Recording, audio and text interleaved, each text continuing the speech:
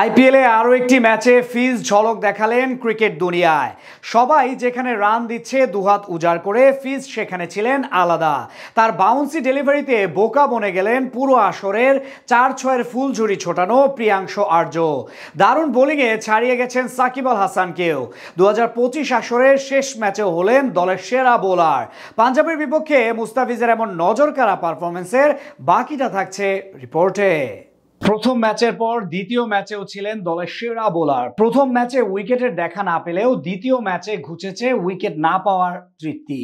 এবারের আইপিএলে নিজের শেষ ম্যাচেও দেখালেন নিজের ভেলকি। এদিন প্রথম ওভারেই তুলে নেন বিধ্বংসী ব্যাটার প্রিয়াংশ আর্যর উইকেট। এছাড়াও বাকি ব্যাটাররাও তার সামনে ছিলেন অসহায়।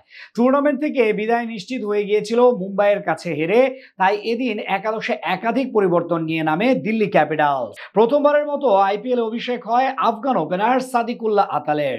টস জিতে এদিন শুরুতে বোলিং বেছে নেন দিল্লির অধিনায়ক। প্রথম ওভারে উইকেট না পড়ায় দ্বিতীয় ওভারে ফিজকে বোলিংয়ে আনেন অধিনায়ক ফাফ ডু প্লেসি। প্রথম বলে ফিজের লেংথ বল মারতে গেলেও ব্যর্থ হন ব্যাটার, যদিও পরের বল থেকে সিঙ্গেল নেন পাঞ্জাব ওপেনার। এদিকে স্ট্রাইকে এসেই প্রথম বলে 2 রান নেন বিধ্বংসী ব্যাটার প্রিয়াংশ আর্য, যদিও তাতে ফিল্ডারের অবদানটাই সবচেয়ে বেশি। তবে পরের বলে আবারও কামব্যাক করেন ফিজ, বাউন্ডারি মারতে গিয়েও নিতে পারেননি কোনো রান। এরপর নিজের পঞ্চম বলে একেবারে পরিকল্পনা মাফিক বল করে বিদায় করেন প্রিয়াংশকে।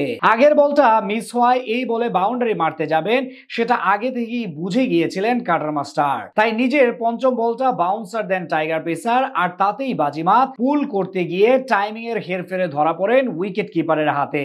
ওই ওভার থেকে 5 রান দিয়ে শিকার করেন একটি উইকেট। এরপর চতুর্থ ওভারে বোলিং করতে আসেন কাটার মাস্টার, যদিও ওই ওভারে খুব একটা সুবিধা করতে পারেননি।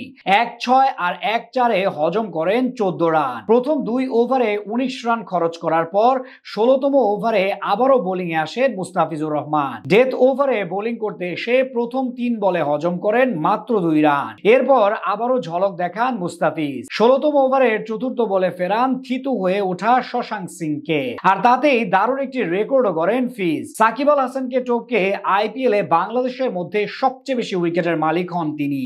ওই ওভার থেকে কোনো বাউন্ডারি না দিয়ে মাত্র 4 রান দেন। এরপর একেবারে শেষ ওভারে আবারও বোলিং এ আসেন মুস্তাফিজুর রহমান। ততক্ষণে উইকেটে তাণ্ডব চালাচ্ছেন ওজি অলরাউন্ডার মার্কাস স্টয়নিস। তবে নিজের ডেলিভারি বুঝতেই পারেননি ওজি এই অলরাউন্ডার। 20তম ওভারে প্রথম বল থেকে নিতে পারেন মাত্র 1 রান। এরপর দ্বিতীয় বল ডট দিয়ে তৃতীয় বলে পেয়ে যান মার্কো ইয়ানসেনের উইকেট। মুস্তাফিজের দারুণ ডেলিভারি বুঝতে না পেরে ধরা পড়েন উইকেট কিপারের হাতে। শেষ পর্যন্ত 4 ওভারের স্পেলে 33 রান দিয়ে তুলে নেন 3টি উইকেট। টানা 3 ম্যাচে দলের সেরা বোলার হয়ে বুঝিয়ে দিলেন এই ফরম্যাটে তিনি কেন আলাদা।